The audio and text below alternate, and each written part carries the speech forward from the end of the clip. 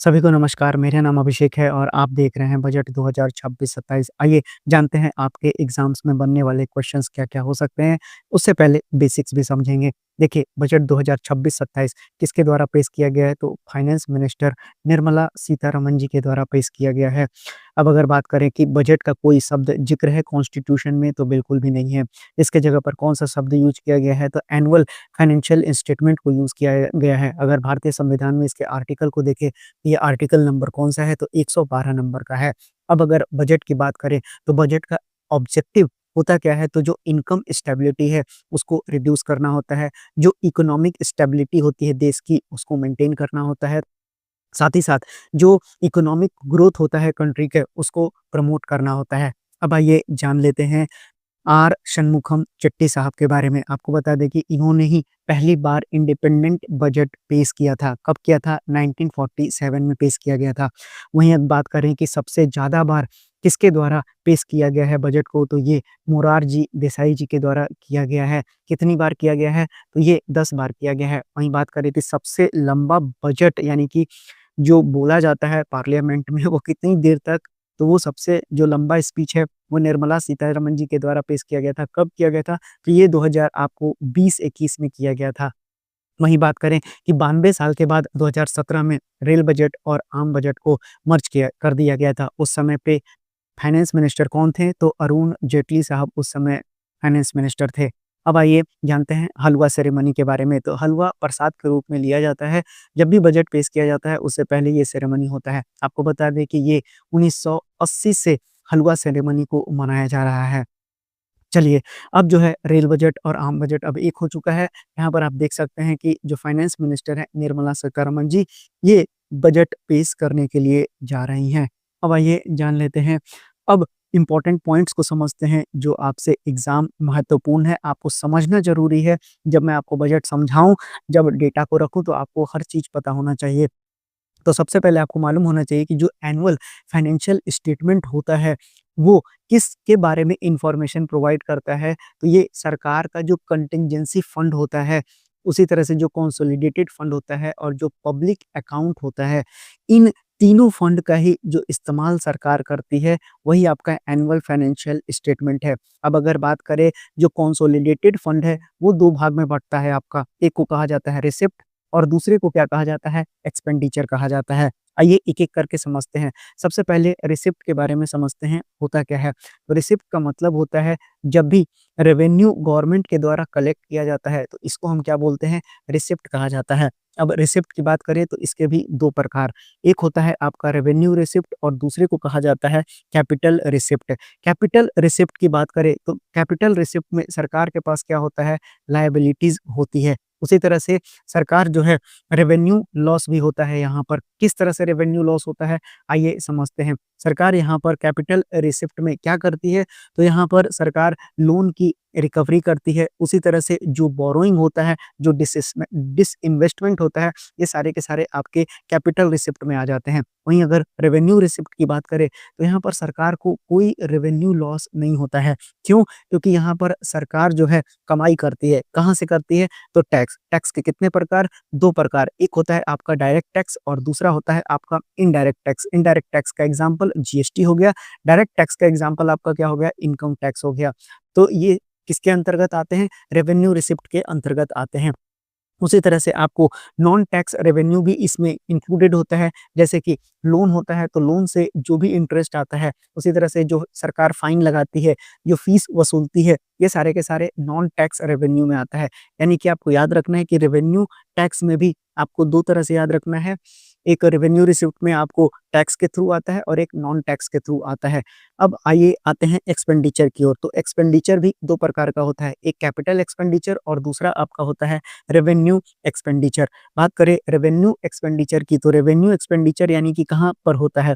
तो सरकार कहाँ पर खर्च करती है? तो ये आपको सैलरीज़ में खर्च करती है सरकार, साथ ही साथ सरकार पेंशन में खर्च करती है, सरकार सब्सिडीज़ देने में खर्च करती है। तो यहाँ पर जो भी आपको खर्चा दिख रहा है सरकार के द्वारा किया जा रहा है, ये आपका रेवेन्यू एक्सपेंडिचर हो गया। वहीं अगर बात करें कि कैपिटल एक्सपेंडिचर क्या होता है, तो कैपिटल एक्सपेंडिचर में सरकार क्या करती है, एसेट्स को क्रिएट करती है, जैसे कि रोड बनाना, इंफ्रास्ट्रक्चर डेवलप करना, ब्रिजेज बनाना, बिल्डिंग बनाना, ये सारे के सारे कैपिटल एक्सपेंडिचर के अंतर्गत आते हैं। वहीं पर आपको एक और टैक्स के बारे में याद रखना है। कौन-सा टैक्स होता है? तो इसको कहा जाता है कॉर्पोरेशन टैक्स। अब ये कॉर्पोरेशन टैक्स होता क्या है, इसको भी समझ लीजिए। कॉर्पोरेटिस जो कॉर्पोरेशन टैक्स होता है, इसका मतलब ये होता है कि जो भी कंपनियाँ होती हैं, अब कंपनी कोई भी खोला है तो वो किसके लिए खोलेगा? प्रॉफिट के लिए ही खोलेगा और प्रॉफिट के ऊपर जब सरकार गवर्नमेंट जो है यहाँ पर टैक्स लेती है, तो इसी को क्या कहा जाता है? कॉर्पोरेशन टैक्स कहा जाता है। तो ये भी बात आपको समझ में आ गया होगा। उसी तरह से अब आइए जान लेते हैं कि फिस्कल डेफिसिट होता क्या है? तो अगर बात करें फिस्कल डेफिसिट की, तो फिस्कल डेफिसिट का मतलब होता है सरकार ने कितना एक्सपेंडिचर किया, यानी कितना खर्च किया। तो जब हम टोटल एक्सपेंडिचर में से इसको घटा देते हैं, तो जो भी उसका टोटल सरकार का रिसिप्ट होता है और उसमें भी हम क्या इंक्लूड करते हैं, तो हम जो है बोरोइंग को उसमें से एक्सक्लूड कर देते हैं। तो यानी कि ये मेरा क्या बचता है, फिस्कल डेफिसिट बचता है, यानी कि एक्सेस ऑफ टोटल एक्सपेंडिचर है ये किसके ऊपर, टोटल रिसिप्ट के ऊपर, जिसमें कि हम बोरोइंग को क्या करते हैं, एक्सक्लूड कर देते हैं। वहीं अगर बात करें कि एक और शब्द आपको समझना होगा, इसे कहा जाता है प्राइमरी डेफिसिट। अब प्राइमरी डेफिसिट क्या होता है, तो प्राइमरी डेफिसिट का मतलब होता है कि जब हम फिस्कल डेफिसिट में से किसको हटा देते हैं, इंटरेस्ट जब पेमेंट करती है सरकार, अगर हम उसको एक्सक्लूड कर देते हैं, तो ये मेरा क्या बन जाता है, ये मेरा प्राइमरी डेफिसिट कहलाता है। चलिए, तो ये इंपॉर्टेंट पॉइंट्स थे जो आपको मालूम होना चाहिए। अब बात करते हैं जीडीपी के बारे में। तो जीडीपी का मतलब क्या होता है? तो जीडीपी का मतलब होता है कि सरकार का टोटल जो मॉनेटरी वैल्यू है, यानी कि जो भी सरकार कमाई करती है, किससे कमाई करेगी? तो सरकार गुड्स प्रदान करेगी, सर्विसेज प्रदान करेगी। उसी तरह से कहाँ पर? तो किसी भी कंट्री में, जिस कंट्री, जैसे हम भारत की बात कर रहे हैं, तो कंट्री के अंदर बात कर रहे हैं। और ये और इसका टाइम भी क्या होता है, आपका स्पेसिफिक टाइम के अंदर की बात की जाती ही है। तो इसको हम लोग क्या बोलते हैं, जीडीपी बोलते हैं। अब जीडीपी के कितने प्रकार, 2 प्रकार होते हैं, एक को कहा जाता है नॉमिनल और दूसरे को क्या कहा जाता है, रियल जीडीपी। तो रियल जीडीपी आपको याद रखना है कि इसको बेस ईयर के ऊपर माना जाता है और उसी तरह से जो नॉमिनल जीडीपी होता है वो किसके ऊपर होता है, तो ये करंट प्राइस के ऊपर आपको लिया जाता है। यानी कि आपको ये याद रखना है कि रियल जीडीपी में बेस ईयर पे नापा जाता है और जो नॉमिनल होता है वो करंट प्राइस पर लिया जाता है। वहीं आपको 2 शब्द और याद रखना है, एक को कहा जाता है बजट एस्टीमेट, यानी बजट अनुमानित कितना है, ये बताती है सरकार। यानी सरकार साल की शुरुआत में ये अनुमान लगाती है कि कितना खर्च होगा और कितना आमदनी आएगा। वहीं अगर रिवाइज्ड एस्टीमेट की बात करें, तो साल के बीच में खर्च और जो आमदनी का असली अनुमान होता है, इसको रिवाइज्ड एस्टीमेट कहा जाता है। अब आइए समझते हैं डेब्ट टू द जीडीपी रेशियो होता क्या है। देखिए, डेब्ट टू द जीडीपी रेशियो का मतलब होता है कि ये एक आर्थिक संकेतक होता है जो ये दिखाता है कि किसी देश का सरकारी कर्ज उसकी अर्थव्यवस्था यानी कि जीडीपी के मुकाबले कितना है। अब आइए इसको समझते हैं, हम लोग इसको कैसे समझ सकते हैं। तो देखिए, अगर आपको जीडीपी टू द डेब्ट रेशियो अगर निकालना है और ये किसमें निकलता है, ये आपका हमेशा परसेंटेज में निकाला जाता है। तो इसका मतलब होता है कि जीडीपी के रिस्पेक्ट में अब सरकार ने कितना कर्ज लेकर रखा है, यानी कि जो टोटल गवर्नमेंट का जो डेब्ट होगा, इसको अगर आप 100 से गुना कर देंगे, तो ये आपका प्रतिशत में निकल जाएगा।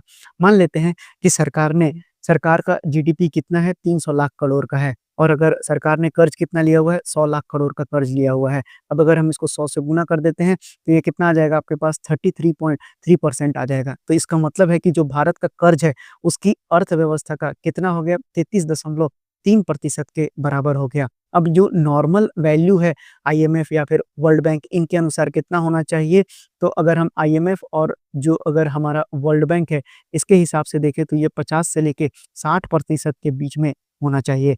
चलिए, अब आगे पढ़ते हैं। तो अब बजट का एक पार्ट आपको समझना है जो कि क्या है, आपका फिस्कल मैटर है। तो देखिए, जो 16वां फाइनेंस कमीशन है, 16वां जो फाइनेंस कमीशन का रिकमेंडेशन है, वो सरकार के द्वारा एक्सेप्ट कर लिया गया है। अब अगर फाइनेंस कमीशन की बात करें, तो फाइनेंस कमीशन के लिए आपको आर्टिकल याद रखना है। कौन-सा आर्टिकल है संविधान में? तो ये 280वां आर्टिकल है। उसी तरह से जो ये वाला है, वो 16वें नंबर का है और बात करें कि इसके जो चेयरमैन हैं, वो कौन है? तो चेयरमैन का नाम आपको याद रखना है, यही आपको फ़ोटो में दिखाई दे रहे हैं। इनका नाम क्या है? अरविंद पनगरिया साहब हैं।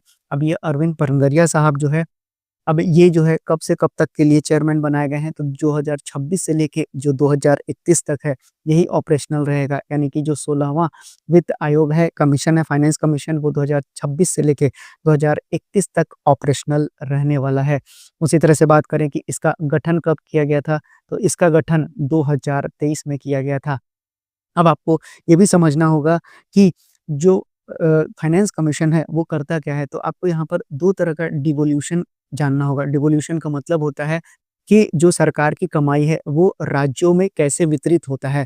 तो ये 2 तरह से होता है। एक को कहा जाता है वर्टिकल डिवोल्यूशन और दूसरे को कहा जाता है आपको हॉरिज़ॉन्टल डिवोल्यूशन कहा जाता है। अब अगर बात करें कि जो वर्टिकल डिवोल्यूशन है, मान लेते हैं कि सरकार के पास कितना है, अभी देखिए यहाँ पर जो वर्टिकल शेयर ऑफ डिवोल्यूशन लिखा गया है, वो 41% है। मान लेते हैं कि सरकार की कमाई कितनी है, ₹100 है। तो अगर ये किसकी कमाई है, ये सेंट्रल गवर्नमेंट की कमाई है। अब सेंट्रल गवर्नमेंट अब टोटल स्टेट्स कितने हैं इंडिया में, तो टोटल स्टेट्स आपको 28 हैं। तो जब सेंटर अपना पैसे का बँटवारा 100 में से मान लेते हैं कि इन्होंने ₹41 किसको दे दिया, स्टेट्स को दे दिया। तो ये आपका क्या कहलाता है, जब सेंटर से स्टेट में जाता है, तो ये आपका वर्टिकल डिवोल्यूशन कहलाता है।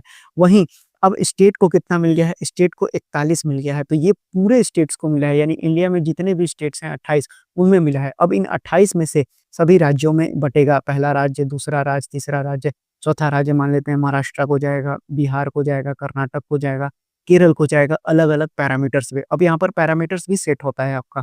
कौन-कौन से पैरामीटर्स हो सकता है, वहाँ का एरिया कितना है, जनसंख्या कितना हो गया आपका, इनकम में डिस्पैरिटी कितना है, उसी तरह से आपको फॉरेस्ट और इकोलॉजी का हाल कैसा है, इन सारे पैरामीटर्स पे आपको ये पैसा का बँटवारा किया जाता है। तो जब स्टेट से ही जब पूरा पैसा जो स्टेट का मिलता है, उसको फिर डिफरेंट स्टेट में बाँटा जाता है, तो इसी को हम लोग क्या कहते हैं, यानी स्टेट टू स्टेट, ये क्या कहलाता है आपका, ये आपका हॉरिज़ॉन्टल डिवोल्यूशन कहलाता है।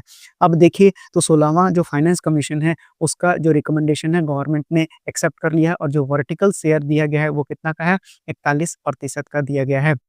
उसी तरह से जो फिस्कल कंसोलिडेशन है, यानी कि जो सेंट्रल गवर्नमेंट है, उसका टारगेट है कि जो डेब्ट टू जीडीपी रेशियो है, वो 2030 तक कितना रहना चाहिए, 50 ±1%। मैंने आपको बताया नॉर्मल वैल्यू कितना है, 50 से लेके 60 के बीच में होना चाहिए, मतलब हम लोग बिल्कुल सही राह पर हैं।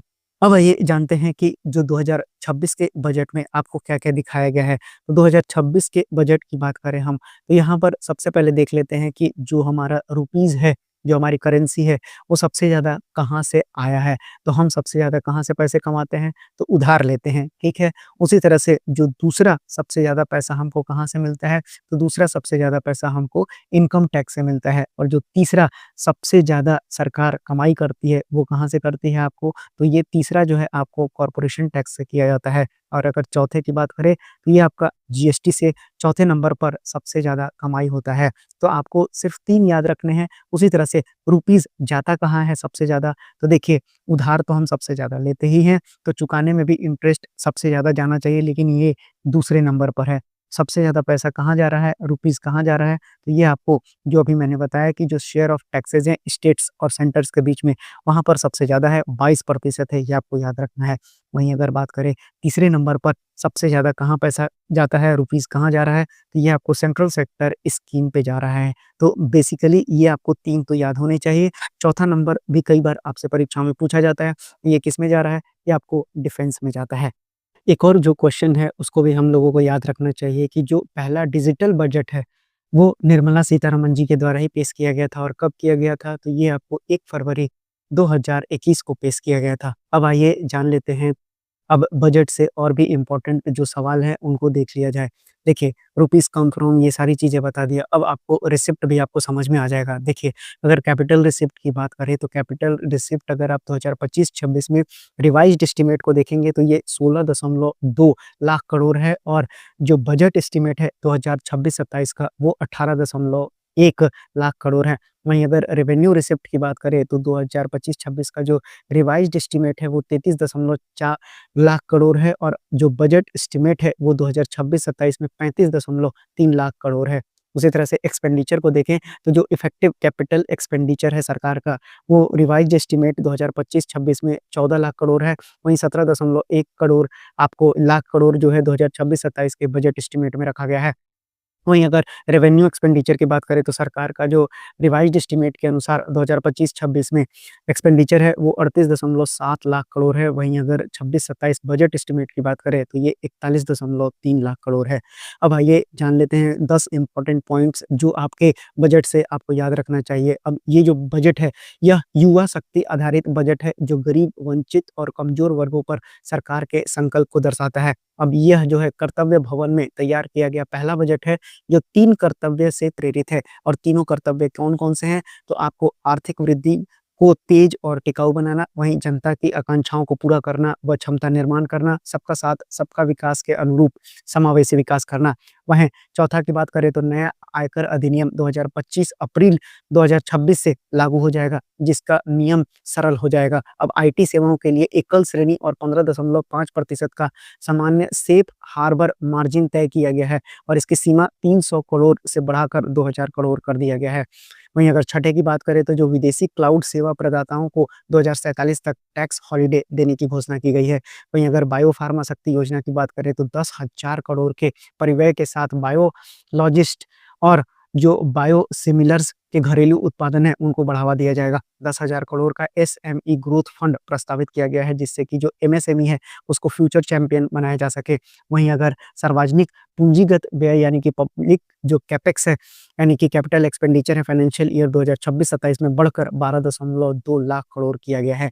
वहीं शहरों के बीच 7 हाई स्पीड रेल कॉरिडोर को ग्रोथ कनेक्टर्स के रूप में विकसित किया जाएगा। तो ये 10 इंपॉर्टेंट पॉइंट्स है जो आपके प्रतियोगी परीक्षाओं में पूछा जा सकता है। चलिए अब कुछ न्यूमेरिकल्स भी देख लेते हैं, कुछ आपको क्वेश्चंस देख लेते हैं जो आपको याद रहेगा।